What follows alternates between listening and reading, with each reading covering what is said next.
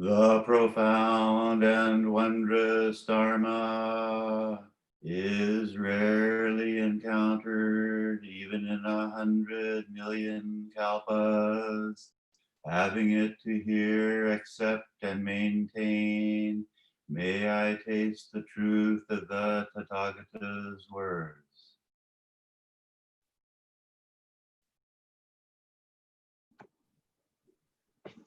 Good morning.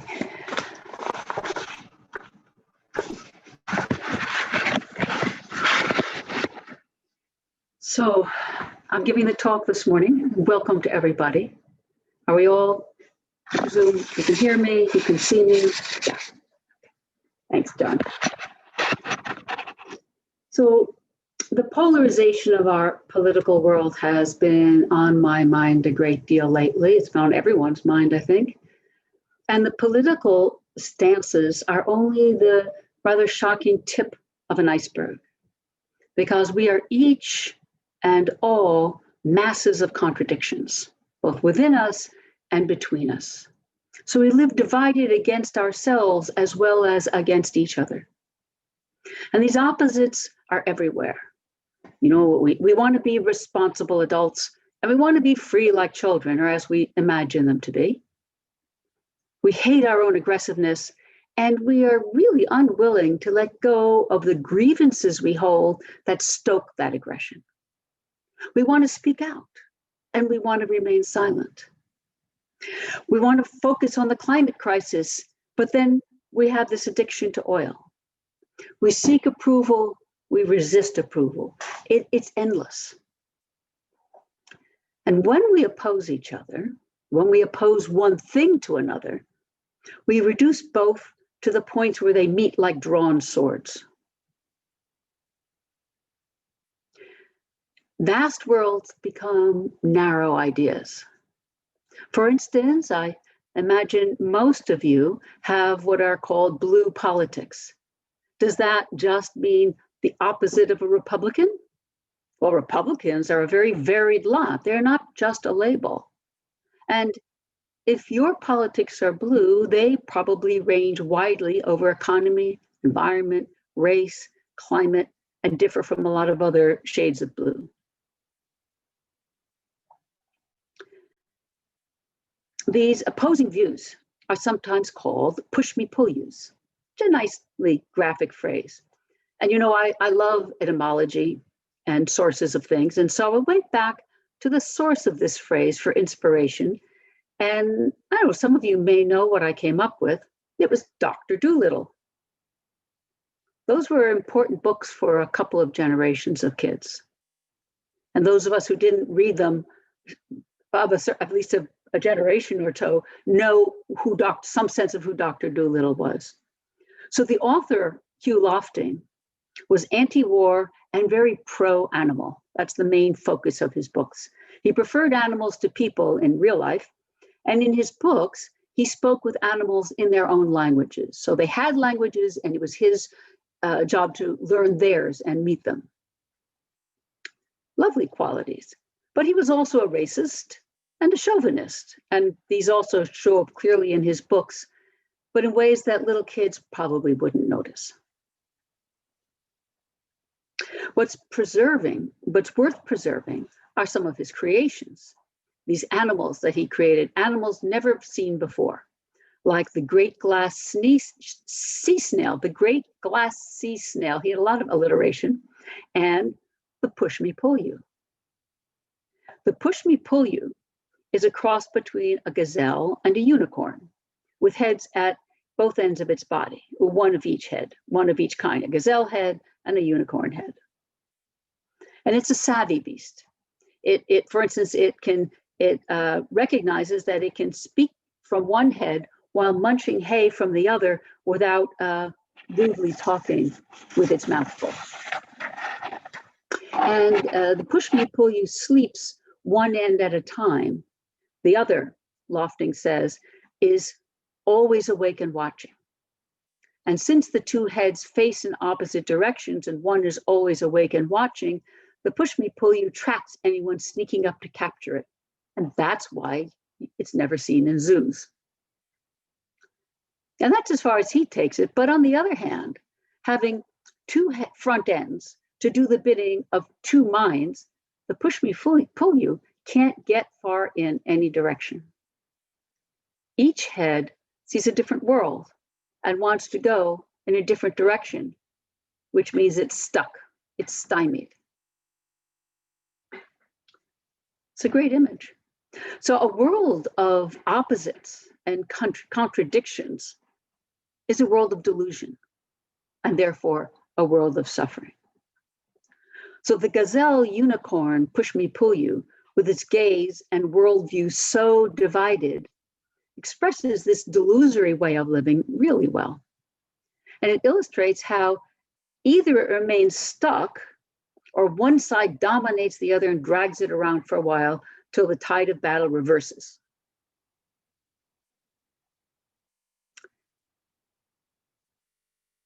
And we don't stop in our lives. I can't speak for the Pushmi-pullyu here. We don't stop at opposing one thing to another constantly, and thereby reducing matters of great complexity and delicacy to a very thin minimum. Not content with that, we privilege one of the opposites over the other. Each of the Pushmi-pullyu's heads is sure it has the better idea of how to live and where to go. And we may switch back and forth as to which is better, but always there's a better and a worse, not just two differences, two different opinions, but a better and a worse, at least in our minds. And all this mental jockeying, clinging to opposites and holding one over the other is wearing. It's very stressful.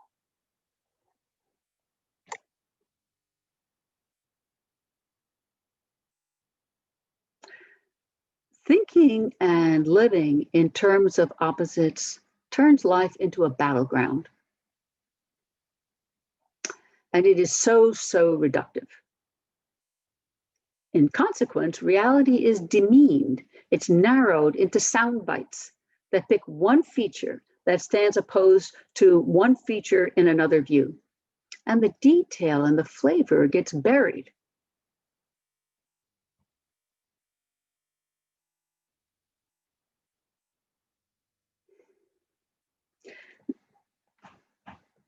When we live this way, always in opposites contradicting and privileging one over the other back and forth, and narrowing and limiting the richness of what is to easily opposable views or ideas, then reality, what we so-called reality, comes to stand for a kind of banality. You know, dullness, messiness, depressing limitedness. And we often fall into thinking, well, boy, reality is so limiting and depressing and hems us in. That's not reality. That's very much our delusion of where we create opposites, privilege one over the other, and thin everything down to the simplest level at which we can make a contradiction.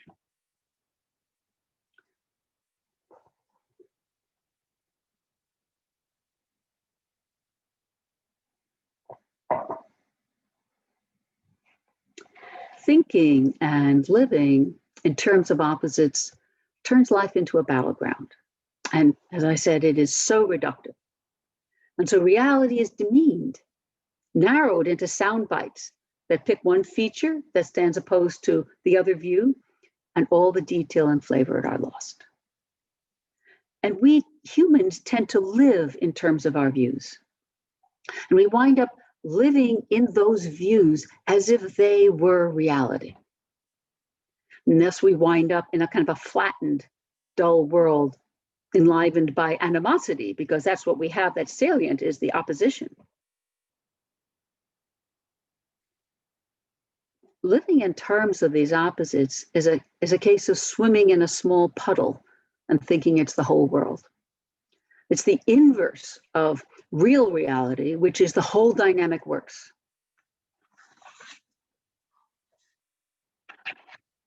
It was just last week that Dojin mentioned a favorite passage of hers, koans of mind from the Genjo koan. And as Dogen put it, when you sail out in a boat to the middle of the ocean where no land is in sight, the ocean looks circular, but the ocean isn't round or square. Its features are infinite in variety. It only looks like a circle as far as you can see at that time. Dogen then says, all things are like this. All our ideas and views are like this. They look as though they are circular, square, or flat from our view at that moment. And so we think that our problem is that we can't see everything. But that's not it. It's true we can't see everything. All beings are limited beings and can see only a limited range from a limited vantage point. This isn't a problem. This is natural life. The problem is that over and over again, we believe that what we see is the whole works. We believe the little we understand too, which leads to conspiracy theories. Because just as we can't see very widely, we don't understand very much, and it's a very complex world. And so the understanding of how the world works gets similarly reduced, which is conspiracy theories. And we can't believe that our understanding is as limited as it is. And that is hubris, the classic pride, overweening pride of the human species. So we all know of this image, every one of us, the image of, have experienced the round circle of the horizon at sea. So since we all know this in our own experience, we can let that be an image of the limits of our perspective.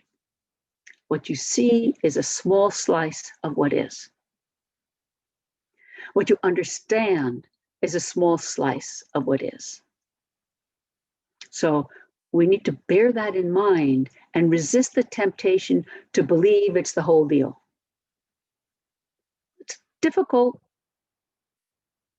thing to do, because in a sense we're saying, how do I disbelieve my perceptions? That's not quite it. It's not the perception. Disbelieve the mind's leap from this is what I see to this is what is.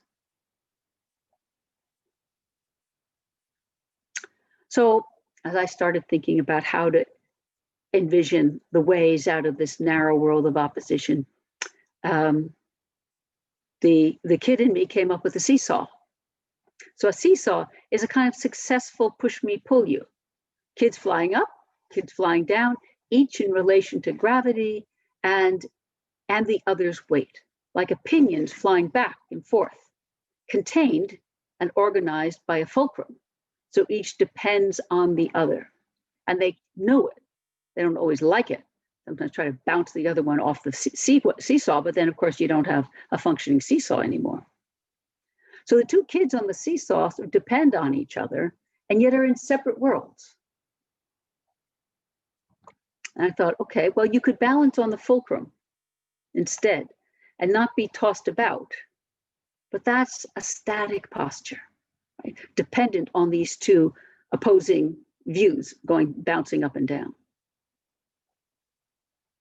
Or as someone mentioned in something I read a few days ago, you can try to stand at the eye of each storm that comes and envelops you.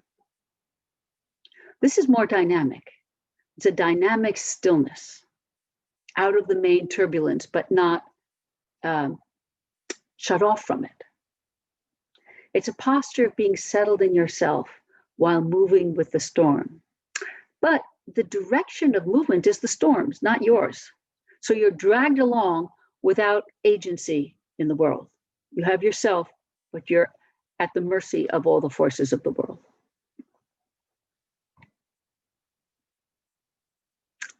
So as I was thinking of all these ways of meeting contradictions and polarizations, I came back to the middle way. The middle way is not the static fulcrum of the seesaw. And it's not the lack of command in the eye of a storm. The middle way is the Buddha way. I mean, they really are terms for the same whole viewed from slightly different perspectives. So the middle way is the way or path of the center. It's not the way of neutrality, of passivity, or of disengagement.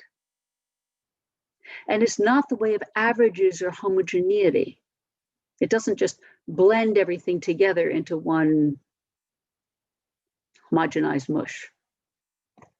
So the middle way is classically described in early, it comes back to the very earliest of Buddhism. Shakyamuni described it as not sliding into either of two extreme ways of living. On the one hand, the belief in solid, permanent things and selves. And on the other hand, the belief that nothing matters, nothing can be known, and nothing can be done. So these two extremes, you originally called something like substantialism, believing in real substance, and nihilism is really what the other is. So the middle way isn't an average or a gully between the two. It's a path of life that is centered and grounded. It's precious and it's profound. And at the same time, limited and accepting of that in terms of how any person can, or animal, any being can proceed. So you see, it's a path that takes everything into account. It doesn't shun the reality of people of grabbing and believing in solidity or of nihilism or being opposed to things. It takes it into account. It's a path of the dynamic tension of embracing life. It's a path of not grabbing onto one view and not rejecting views either. Instead, it's living in our fecund, messy world, finding a way of coherence. So the middle way is a description really of a coherent path that includes the complexity of world, that meets the complexity of the world.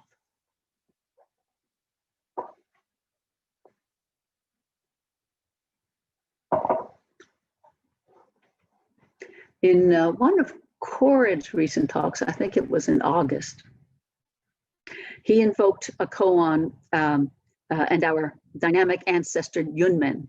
He was a great master. And in this koan, there's versions of it. In the version I'm familiar with, Master Yunmen drew a circle on the ground and said to the gathered, if you step inside this circle, I'll give you 30 blows. And if you stay outside, I'll give you 30 blows, leaving the monks, nuns, practitioners stymied. So as Koren pointed out, 30 blows was a standard punishment for crime. So what we're saying here is that if you step inside the circle, you're committing a crime. And if you stay outside, you're committing a crime that is both deserving of punishment. What's the crime? The crime is opposition, contradiction, and narrow view. The crime is saying, this is the right way to do it. And no, this is the right way to do it. So if you act, you make mistakes. Can't help that. If you don't act, you also make mistakes. So when you act, you make a mistake because you're always tending to one side, because you have to choose what to do. So there's an aspect in which all action has a one-sided quality in which we are making opinion fact. That's not all the act is, but it includes that. It's kind of like a scent permeating our action. And if you don't act, of course, that's a kind of action as well, and also a mistake, because not to act is no use. It's wasting life. It's avoidance. When I was in Japan on one of my training voyages years ago, decades ago now, the temple I'm affiliated with, Kogenji, which is in Niigata up on the Japan Sea, was having a big renovation celebration. They had spent decades renovating and earthquake proofing the temple, and now it was finally done. And there was a big weekend of ceremonies and all kinds of things. And one of the central events in the days of ceremony was to have the 6 youngest or most recently transmitted priests come up to our Hojo-sama, the abbot, Tamiya Roshi, who was standing on the altar. They had a big stepped altar, and he actually stood on the altar as in the place of Buddha. So this would be Buddha Vakana, Buddha's speech coming from him, not just his own view. And so I was one of the more newly transmitted priests, and he thought it'd be really cool to have me ask a question in English, and he would answer in English, because he had lived in Hawaii when he was young, which was part of why it was such a good arrangement for me. He had a sense of Westerners and oddballs like me. Not just a sense, an acceptance. So I had to come up with a question that I could put simply, because he hadn't lived in Hawaii for 20 years or more. And so I said, what did I asked something in the form of, as I teach, or as I begin to teach, if I speak when I'm teaching, I make mistakes. And if I don't speak, I'm of no use. What should I do? And he said, every day do your very best. I think that's a great statement of the middle way. Every day do your very best. That's why we have a verse of repentance at the beginning. What we often use that at the beginning of the vows of triple treasure, the 3 treasures, because we are always needing to say, yes, I avow my mistakes. If we don't avow them, they'll happen again very easily.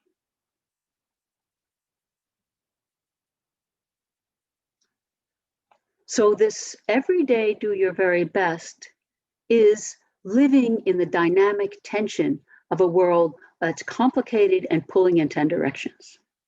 It's taking responsibility for what we say and acknowledging our limitedness. It's not turning away and not denying.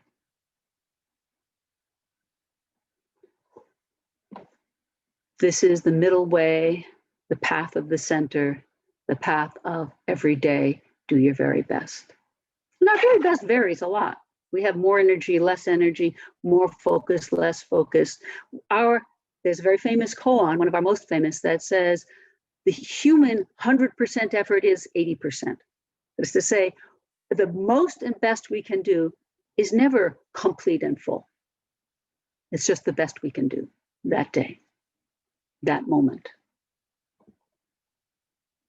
And this way, the path of the center of doing our best, we aren't caught in opposition and contradiction. They happen, but they're not the ground of our life. We're not living in terms of them then. And we can't unify the competing strands or homogenize them. That would take away all of the sparkling reality of difference. Differences aren't wrong. Differences are, and complexity are the way of this universe. What we can do is not believe in our limited views, where we would live as though our small view was the whole world.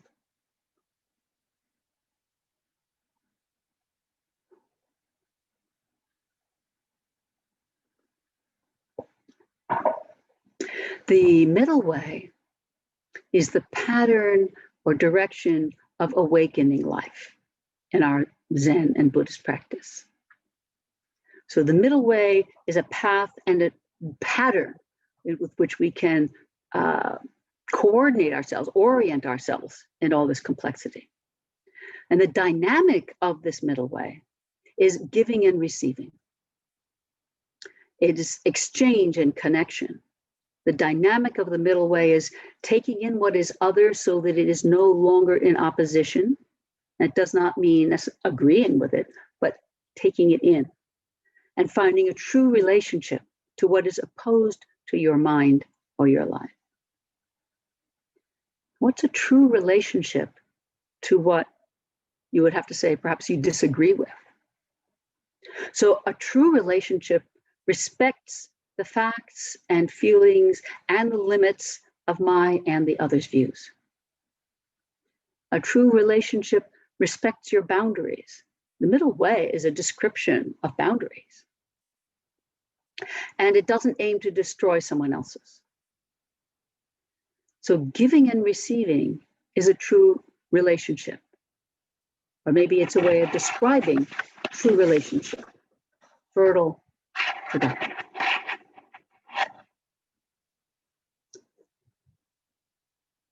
The middle way, the Buddha way, is the Bodhisattva way. We have these three ways. I mean, we always use way. Buddhism is a Western invention, because we're not, this Buddha practice and path is a process, an activity that we can dedicate ourselves and that can inform our lives. It's not an ism, a philosophical construct. And so we have the middle way, we have the Buddha way, and we have the Bodhisattva way, which are in effect not different, but as I said, they're each a slightly different window onto this coherent way to proceed in life. And we call it the Bodhisattva way when we aim to awaken to an inclusive understanding, bodhicitta, and to heal wounds and divisions. It's when we aim to relate with loving kindness. It's when we reach out with our hands. And the great image of this is Kuan Yin of 1,000 hands and arms, 1,000 hands and eyes, with each of the 1,000 hands has the eye of wisdom in the palm. Reaching out always with wisdom and love united and not separate. And whether we call it the middle way or the Buddha way or the Bodhisattva way, it's a path into the heart of life, deepening wisdom and deepening love as we go. So a hallmark of the Bodhisattva is skillful means. Acting and relating in ways that are skillful or productive. So this is dealing with the messy world of swirling emotions and ideas without grabbing onto them. To act skillfully, you need a wide view. So you need to be free of attachment to your views and attachment to goals, since life will never smooth out to your idea of how it should go. The middle way does not posit an endpoint. It's a process. Which is why talk of enlightenment is sometimes very confusing, because it seems to be an endpoint goal, but it isn't. It's an ongoing process of awakening. And some awakenings may be bigger than others, and then they inform your life more deeply than others. It's an endless process, and large and small are really not part of it. Which is why we don't talk very much about enlightenment in our Soto tradition.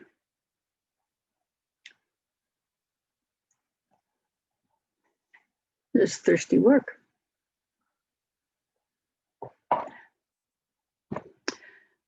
The Bodhisattva way is usually described in terms of giving freely, giving to others who are all not separate from you, giving as an expression of gratitude for this dynamic life. But giving alone is turgid. It's dead in the water. Without receiving. The Bodhisattva way is dynamic and creative, is true, and is a way of life only when it functions as giving and receiving. And we leave that implicit a lot in our discussion and talking about Bodhisattva path, but we would do well to bring it up more clearly. Because a one-way relationship is destructive. And it turns quickly into one over the other, being then even more destructive, increasing distance and demeaning the other. The heartbeat of life isn't like this. The heartbeat of life is a pulse of giving, receiving, which recognizes worth in the other and closes the distance and takes away hierarchy. So to practice the Bodhisattva way, you have to practice receiving. Gratitude, appreciation, openness. When we speak of openness, have a sense of ourselves with our expanded sense. It's not something we give as much as we receive in openness.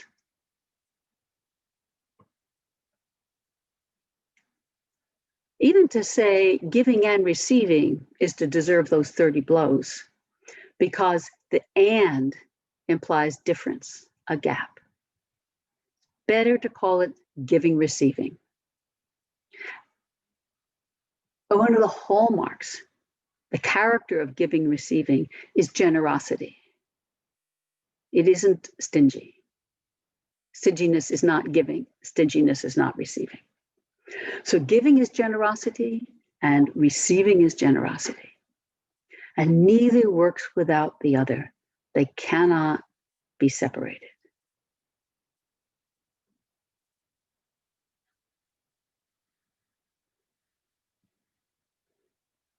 So to come back to the Pushmi-pullyu, how does this, the middle way, the Buddha way, the Bodhisattva way, giving and receiving, how does this relate to the Pushmi-pullus of life? Well, Pushmi-pullyu and giving, receiving are almost inverses of each other. Giving, receiving with an awakening, opening mind shifts the terms of our life away from opposition. It's how do we not live in terms of opposition, trying to be a little less opposed? That'll get us a little ways, but it's a very wearing way to work because it's very limited in what it can achieve. So we're saying, how do we leave that whole frame of reference, that whole terms of life of opposition and contradiction, and my view is how it is. Now, living in terms of giving, receiving, living in the Buddha way, we're still buffeted by the vicissitudes of life. That doesn't go away. And giving, receiving isn't always pretty. We're awkward. We don't know this very well.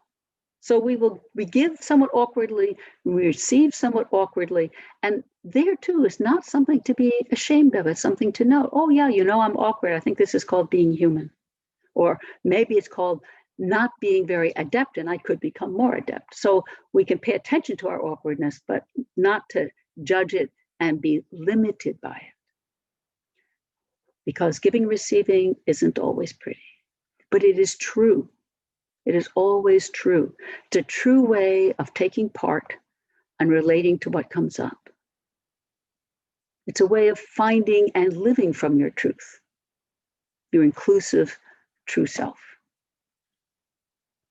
Giving and receiving, not pushing me and pulling you. Thank you very much.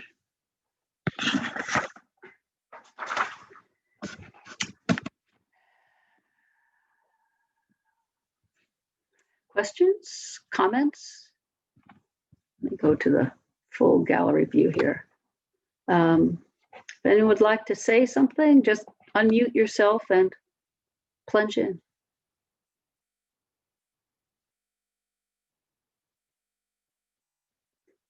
Susan, are you saying something? You're muted.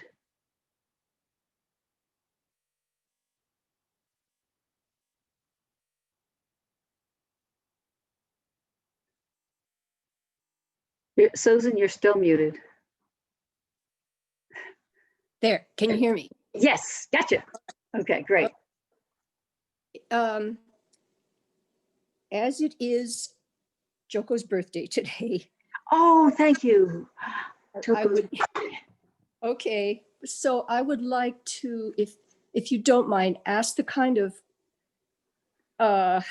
question that I would have asked him in my privilege to be able to have his, teaching and input to me. Yeah. And that, okay, so here we go. So my question has to do with the use of the word love. And I've seen it in several places, and it's confusing to me. And I had always heard wisdom and compassion as the two concepts. And lately I've seen this word love in many places in Buddhist writing and texts and things. And to be honest, it throws me off. So can you help me understand something that I'm not understanding about that?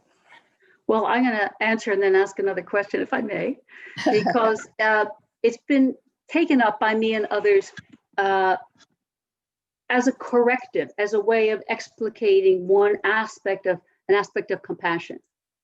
Because when we say compassion, it's a big word, and it doesn't always describe the outflow of positive feeling. It talks about sharing passion with. It's just very valuable. So we're just using the word love really to expand what we understand by compassion. So my question to you is, it would be very helpful if you could describe a little bit what the problem is for you in the word love as opposed to compassion.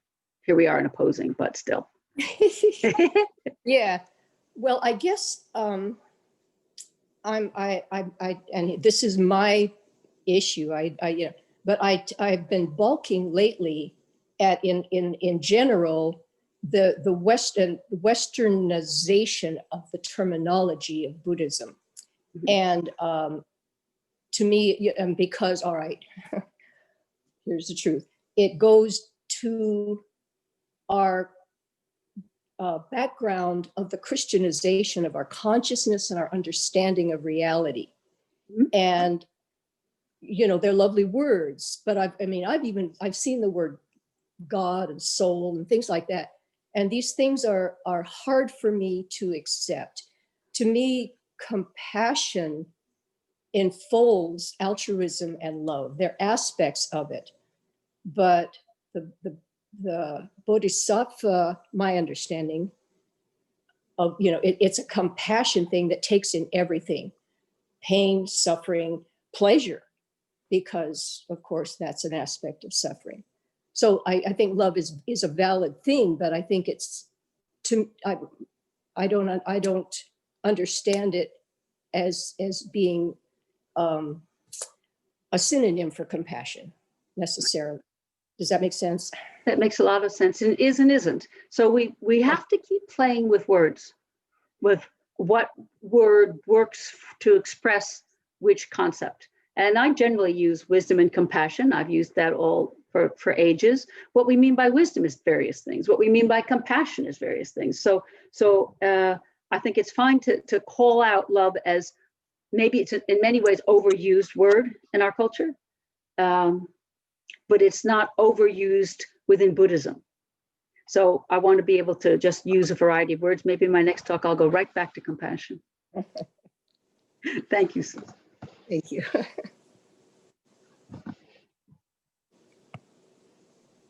Jisho, I had a question. Yeah. Okay, so the deal is lately I have been writing postcards that probably a lot of people know about to urge various Senate districts to vote for what I think is the right side. And this is really a fraught time. I think everybody feels things would be better if Trump was out of that. Is writing postcards practicing the middle way or not? Well, it's not true that everybody thinks we'd be better with Trump out of the way, right? That's the blue-red divide. But when there is a time and a place for saying, This is my view. I certainly think we're in a terrible climate crisis and a terrible civil rights crisis and a terrible constitutional crisis. So I will stand within that view and say, yes, here I am within my view. From where I sit, this looks like a rolling catastrophe. But I do need to preface it by saying, from where I stand. So then a postcard it makes it in some way clear that from where I stand, I ask you to consider this, might even be well received. But if it's just, this is the right way, it'll only engender more opposition. Then we go back to the push-me-pull-you. So the language we use and the way we describe our position, because yes, we have views and positions, and not that we shouldn't by any means, of course. We need to know that they're views, know that they're positions, that others hold other ones, and that yes, we would like them to see the value and validity of our point of view without trying to trash theirs. It's a difficult thing to do. Thank you for making an effort.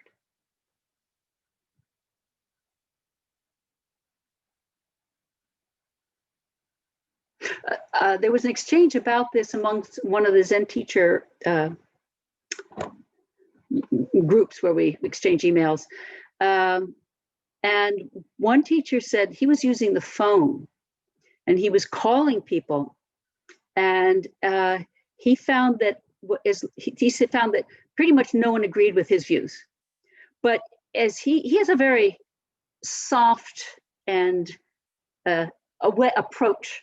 He doesn't come on he doesn't have a dominating style at all. And maybe that's even more unusual in a man. So people apparently are listening enough to tell him what they think. So he just asks to know what they think. And they don't wind up agreeing with him, but he thinks that they feel a little bit less clenched about their views, because it's possible to describe them to someone who probably seems not to, I don't know how he signals his views and be validated as a person. So difficult. I think he's quite skilled.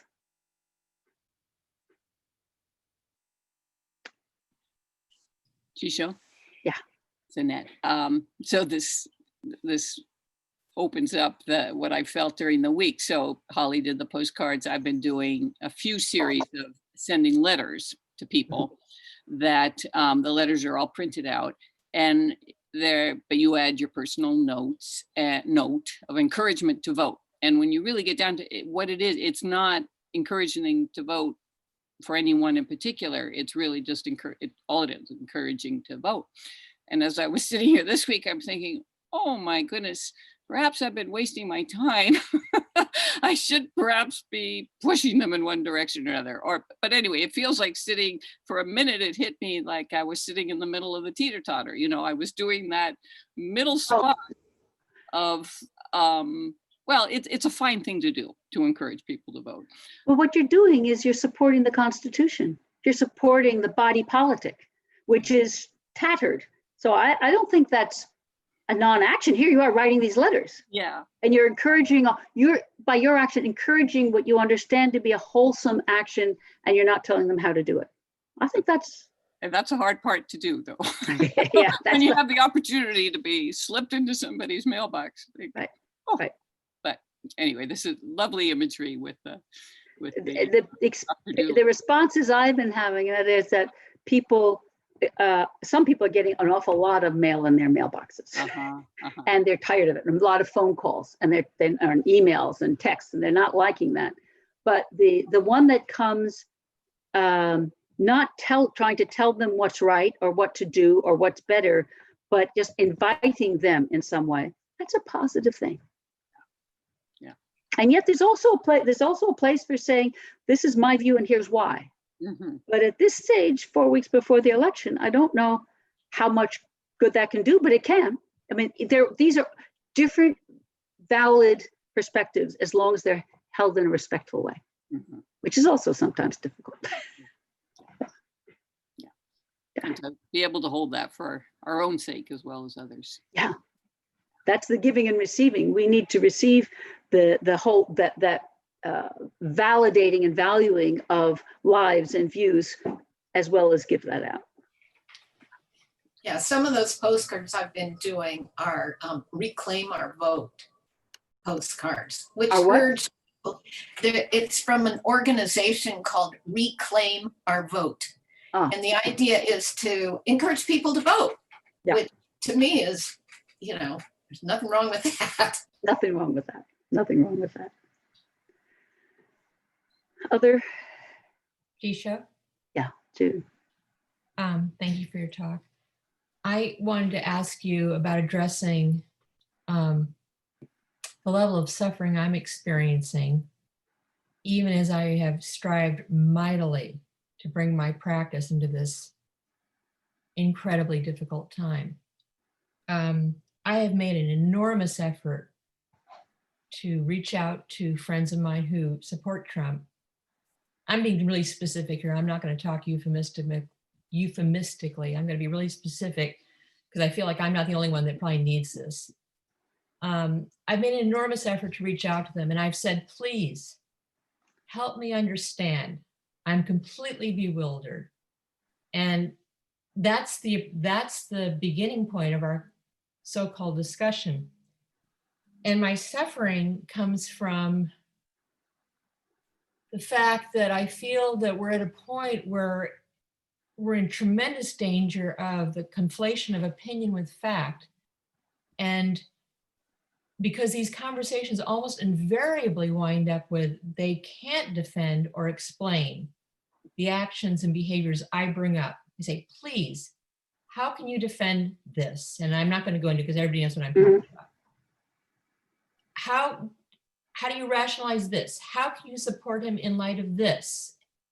And I'm not being combative. I'm saying, I don't get it. Help me out. And almost I have never had a conversation where we've gone anywhere past the point like, well, that's just how I feel. Well, and then I'm left with that. Yeah. To say, how can you justify this is aggressive to the other person. They feel challenged. They don't feel asked. They feel challenged. This is our language.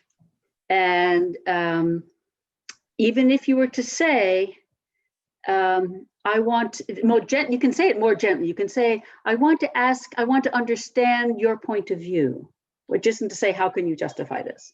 Even then, the way things are so polarized now, that will often be heard as, you're telling me I'm wrong.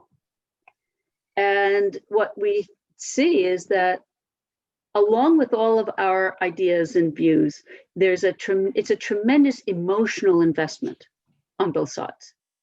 And that's where I see this sense that we reduce our reality to rather tight views and kind of a flattened, narrowed experience, and with all this opposition. And so the opposition breeds a huge amount of enmity and anger.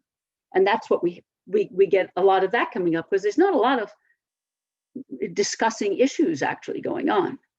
And I think that's probably true on all sides of the spectrum, maybe more a political spectrum, maybe more on some sides than others. But yes, this is a very emotional election.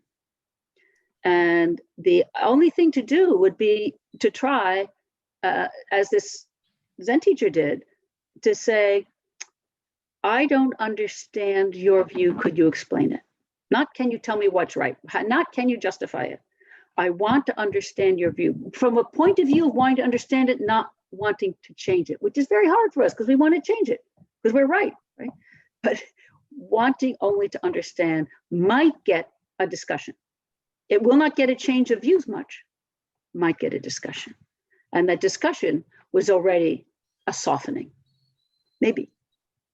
But it's, I've been trying though. That's what I've been, I really honestly have been approaching it from a point of bewilderment. I have not been trying, I don't in any way think I can change them. And I'm not approaching it from changing. Because there's a part of me, and I'll say I'm kind of tired of talking to people who agree with me.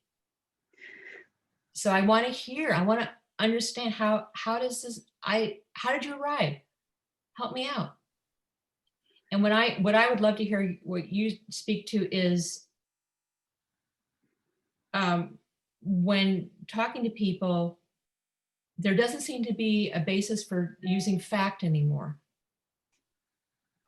That's where I'm really struggling, Jisho, is not about the different opinions, not about different points of view, but just that there's no common ground about facts. And so then if you can get a discussion going in which the reasons why someone has their feelings and their view can be expressed, that's great. And there would be no place for you to answer that back with anything. It would have to be just listening and saying, thank you for telling me. Not telling them your view or anything. It's a really hard thing to do. But it does help the activity of trying to not just be in this opposed view, which is, as I say, so narrow that there's nothing left to do but say, I oppose you, and it has an emotional valence, but not much fact in it. It's hard. It's very hard. Thank you. Robin. Yeah, I understand the theory, but, and I appreciate it, but when people are getting killed, as they have from COVID, and many actions violently towards sectors of people that are minorities, I don't know how the standing by and not expressing your view works. It doesn't work for me. Oh, I'm not saying stand by, don't express your view. I'm saying if I'm talking to someone who holds a view opposite to mine, or basically very different from mine, and I want to see if they can loosen their grip on that or express it more cogently, that's not standing by. That's a very difficult act to engage in. I'm not skilled with that, and I'm phone phobic, so I'm not doing that. But I am very much putting my available financial resources into particular candidates who are putting up very opposing commercials, because it's all on television this time. There's so little live. So it's not standing by, it's choosing which is the tool that we can use with some subtlety or sensitivity in which situation. I pick the race I'm supporting, the Senate races, on the basis of the candidate's views. I'm saying I support your views and I support your views, and I want to see you in the Senate. And I have my reasons for wanting a different balance in the Senate. So I'm partisan, there's no question. It's how do I meet the group? I use these commercials, right? My funds in these commercials. Individually, I have to work differently. So it's not standing by. Well, I use the same tact that you did. I have a couple people that I know pretty well who have very different views and have talked to them about it. And I don't feel bewildered by them. I understand why they hold the views they hold. One person being super rich and identifying with the sort of the status quo of that. And another being a tradesman who thinks that he's lost his job because of, the influx of people in the country. Mm-hmm. They're two totally different spectrums, and the thinking is muddled. I mean, the thinking is based on basically fake news. It's based on more than that. It's based on how we grew up, what we grew up thinking, with the views that we accepted as normal. And for me to hang the whole situation on any one image, one issue, abortion, for instance, is a very narrowing of it. But for some people, that is the issue that they are completely passionate about either pro-abortion and pro-choice, or totally anti-choice and anti-abortion. So one thing that we can hope to do with others is to say, can we expand the range of views we're including?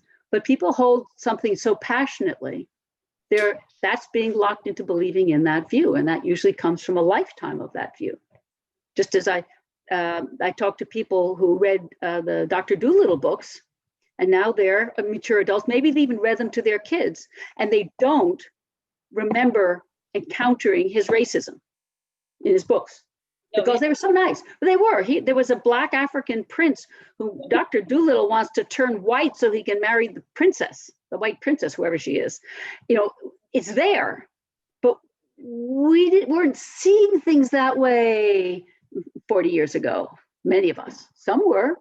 Well, I didn't have the Dr. Doolittle books.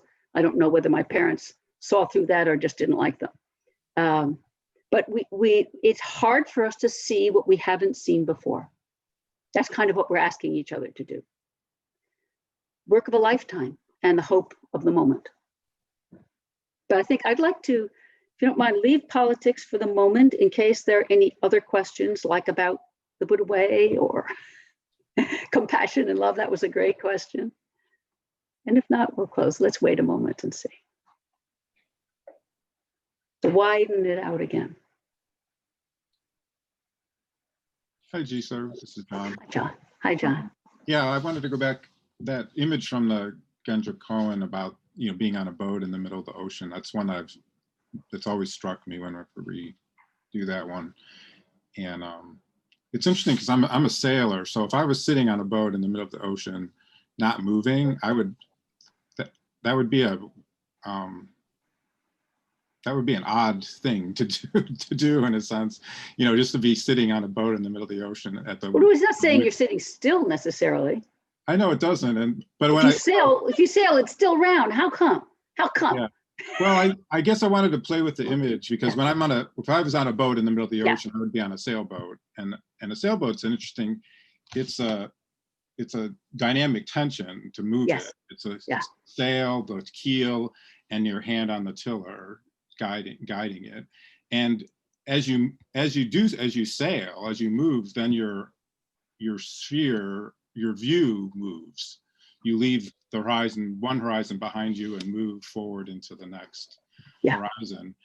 And I guess I just, when you were talking this morning, I hadn't really thought about it that way, in the sense of that dynamic tension of sailing is sort of like the path, in a sense. It is very much, yes. You have the force of the wind, the force of the water on the keel, and then your hand on the tiller or on the sheets, in a sense, guiding and adjusting. Yeah, you're dancing with all of those forces. You're in a dynamic tension with life, and you're not living as though you're just on a flat, round plate.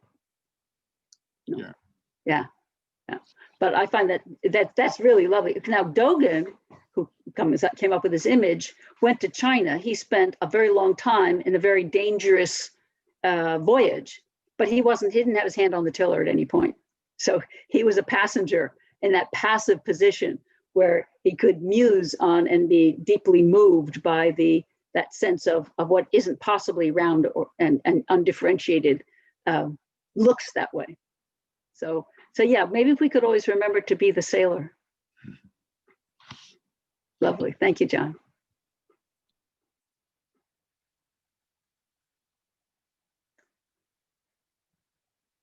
Let's go to our closing chant. Brian, would you lead that again? You've got the Get myself unmuted here. Okay.